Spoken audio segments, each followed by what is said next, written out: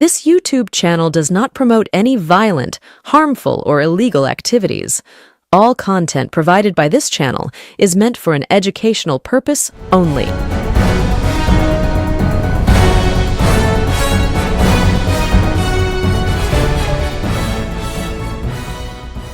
রাজনীতির ময়দানে একটা কথা আছে, কোনো রাজনীতিবিদ হঠাৎ করে যদি মনে করেন যে তিনি দলের ঊর্ধ্বে, তিনি রাজনৈতিক মতাদর্শের ঊর্ধ্বে, হঠাৎ করে তার যদি বিরাট বড় মাপের জননেতা হওয়ার ইচ্ছা হয় ভোটে দাঁড়িয়ে লড়বেন, লড়ার পরে তিনি সবাইকে দেখিয়ে দেবেন, চমকে দেবেন, তার উদ্দেশ্যে এই রাজনৈতিক মহলেই একটি কথা বলা হয়।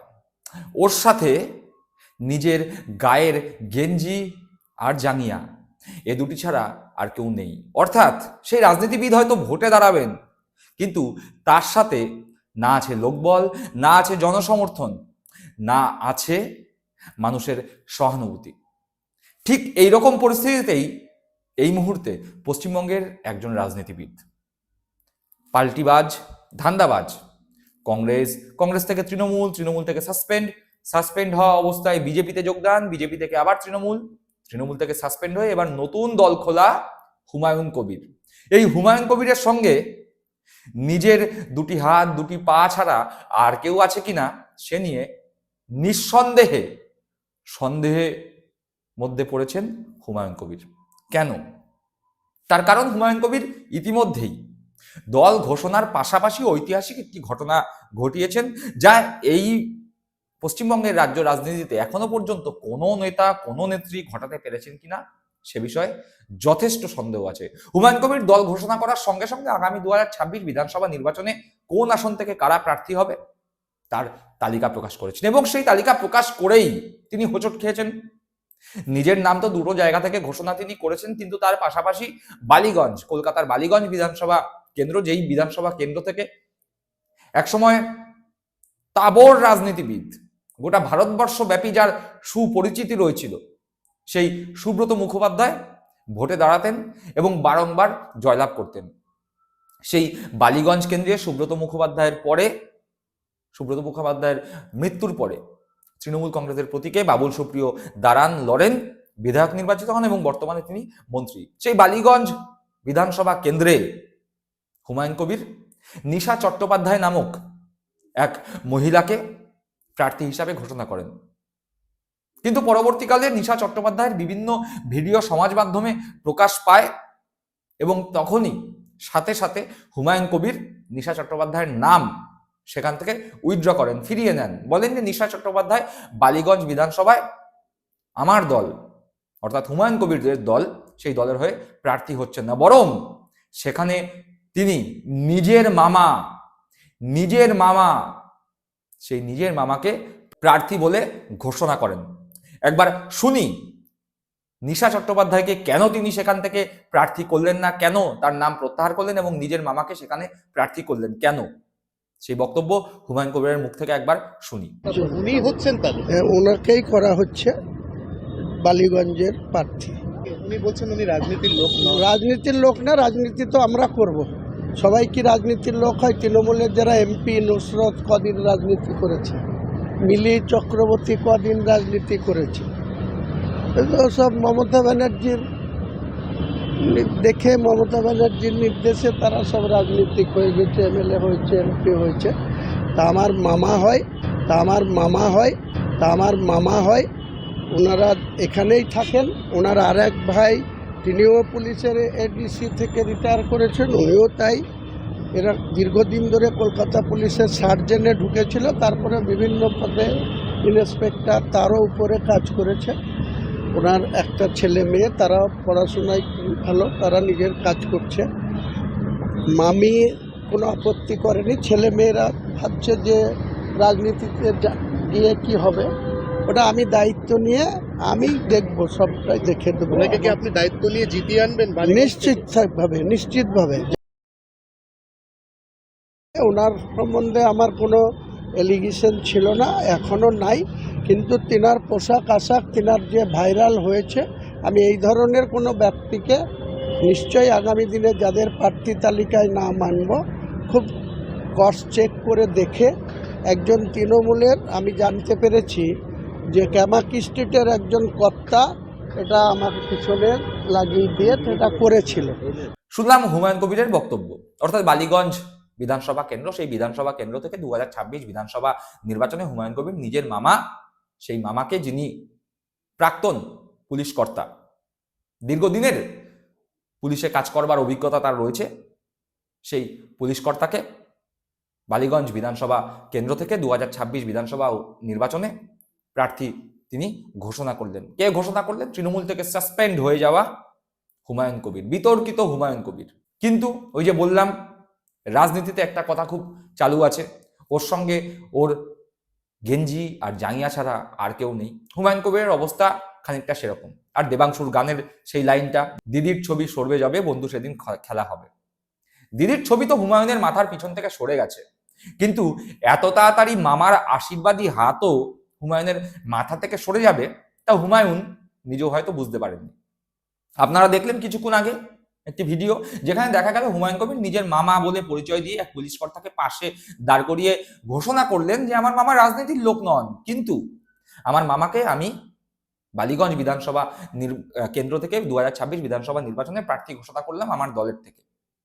এই ঘোষণার বেশিক্ষণ কাটেনি, হয়তো 1 ঘন্টাও অতিক্রান্ত হয়নি, তার মধ্যেই হুমায়ুন কবিরের মামাই অস্বীকার করছেন যে তিনি বালিগঞ্জ বিধানসভা কেন্দ্রে হুমায়ুন কবিরের দলের প্রার্থী 2026 বিধানসভা নির্বাচনে। তিনি স্বীকারই করতে চাইছেন না যে তিনি প্রার্থী। তিনি বলছেন আগে সময় আসুক, তারপর বলবো, যদি সেরকম কিছু হয় আপনাদের বলবো। যেই দল হিন্দু, মুসলিম, খ্রিস্টান, শিখ সবার কথা বলবে সেই দলের আমি হয়ে প্রতিদ্বন্দ্বিতা করব। অর্থাৎ হুমায়ুন কবিরের মামা কিছুতেই স্বীকার করছেন না তিনি হুমায়ুন কবিরের দলের প্রার্থী। অথচ আমরা দেখতে পেলাম হুমায়ুন কবির তার মামাকে পাশে নিয়েই ঘোষণা করে দিলেন যে তার মামা তার দলের প্রার্থী। একবার দেখি হুমায়ুন কবিরের মামা কিভাবে হুমায়ুন কবিরের এই ঘোষণা নস্যাৎ করে দিলেন, জানিয়ে দিলেন যে এখনো পর্যন্ত তিনি জানাতে ইচ্ছুক নন যে তিনি হুমায়ুন কবিরের দলের প্রার্থী কিনা। নাম ঘোষণা করলেন, কি বলবেন? আমি তো বললাম আপনাদেরকে পরে জানাবো, আমি তো রাজনীতির লোক না, আমি তো পুলিশের লোক। কিন্তু হুমায়ুন কবির তো বলে দিচ্ছেন আপনি কেন? আরে আমি ওখানে 40 বছর ধরে ছিলাম, সেই কলেজ লাইফ থেকে, সেই কলেজ লাইফ। এটা আমি এখন বলতে পারবো না। আমি যদি ক্যান্ডিডেট হই, যদি হিন্দু, মুসলিম, জৈন, খ্রিস্টান যত জাতি আছে সবাইকে সমান করে দেখতে পারি, তবে আমি ক্যান্ডিডেট হবো, আদারওয়াইজ হবো না।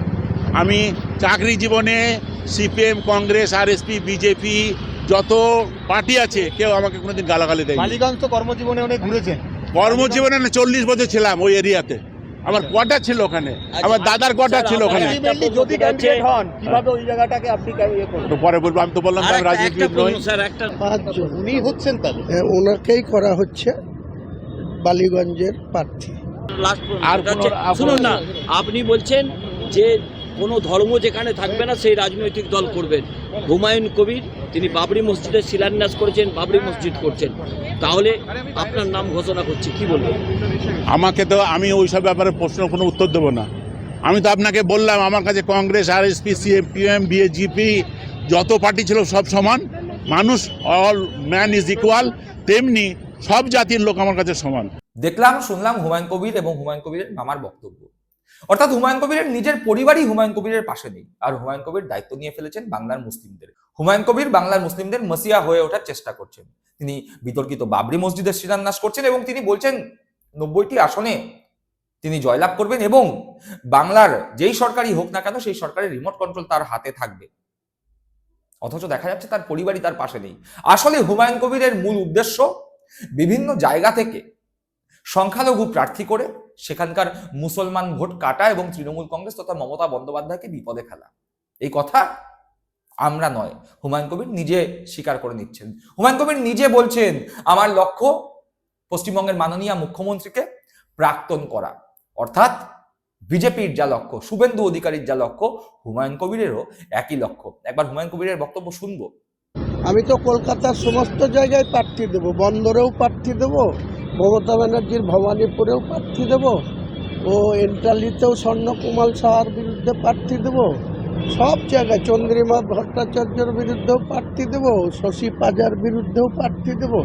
আমি তো নেমেছি যখন অল আউট খেলবে। লড়াইটা তো 1-to-1 আমার সঙ্গে হবে। মমতা ব্যানার্জির যে রাজনীতিক হিসাবে বাংলার মানুষের কাছে তার যে গ্রহণযোগ্যতা, 3বারের মুখ্যমন্ত্রী হয়েছেন, 7বারের সাংসদ বা রেলমন্ত্রী থেকে কয়লা মন্ত্রী, আরও অনেক কিছু পেয়েছেন। আমরা কি পেয়েছি সেটা পরের কথা। আমি রাজ্যের মাননীয় মুখ্যমন্ত্রীকে প্রাক্তন করার উদ্দেশ্য নিয়ে বাংলার রাজনীতিতে আগামী দিনে রাজনৈতিক লড়াইয়ে নামছি। ব্যক্তিগত লড়াই কারোর সঙ্গে থাকবে না, কিন্তু রাজনৈতিক লড়াইটা ইঞ্চিতে ইঞ্চিতে বুঝে নেওয়া হবে। শুনলাম হুমায়ুন কবিরের বক্তব্য। স্পষ্টতই হুমায়ুন কবির বলে দিচ্ছেন বিজেপির যা লক্ষ্য, শুভেন্দুর যা লক্ষ্য, সেই একই লক্ষ্য হুমায়ুন কবিরের, মমতা বন্দ্যোপাধ্যায়কে মুখ্যমন্ত্রী হিসাবে প্রাক্তন করা। বুঝতে অসুবিধা নেই যে জলের মতো পরিষ্কার হয়ে গিয়েছে হুমায়ুন কবির আসলে বিজেপির দ্বারা প্ল্যান্ড করা একটি এজেন্ট, দালাল, যে তৃণমূলের ভোট কেটে বিজেপির সুবিধা করে দিতেই মার্কেটে নেমেছে। কিন্তু রাজ্য রাজনীতি আর বর্তমানে হুমায়ুন কবিরের পরিবার কোনোটাই হুমায়ুন কবিরের সঙ্গ দিচ্ছে না। 2026 বিধানসভা নির্বাচন অনেক দূরে আছে। সামান্য প্রার্থী ঘোষণা হওয়ার পরেই একটা বিধানসভা কেন্দ্রতেই যা বিতর্ক, তাতে হুমায়ুন কবির 90টা তো দূর থাকুক, 9টা আসন, যেই 9টা আসনে লড়ার কথা তিনি মুর্শিদাবাদ কেন্দ্র থেকে ঘোষণা করেছেন, বা মুর্শিদাবাদ জেলায় ঘোষণা করেছেন যে মুর্শিদাবাদের 9টা বিধানসভা কেন্দ্র থেকে তার দল লড়বে, সেই 9টা আসনে কি আদৌ জিততে পারবে? প্রশ্ন রাজনৈতিক মহলে, প্রশ্ন হুমায়ুন কবিরের ওই হাতে গোনা অনুগামীদের মধ্যেও। দর্শক বন্ধুরা, আপনারা কি মনে করছেন এই বিষয়ে? আপনাদের মূল্যবান মতামত কমেন্ট বক্সে কমেন্ট করে জানাবেন। সকলে ভালো থাকবেন, সুস্থ থাকবেন। জয় হিন্দ, বন্দে মাতরম।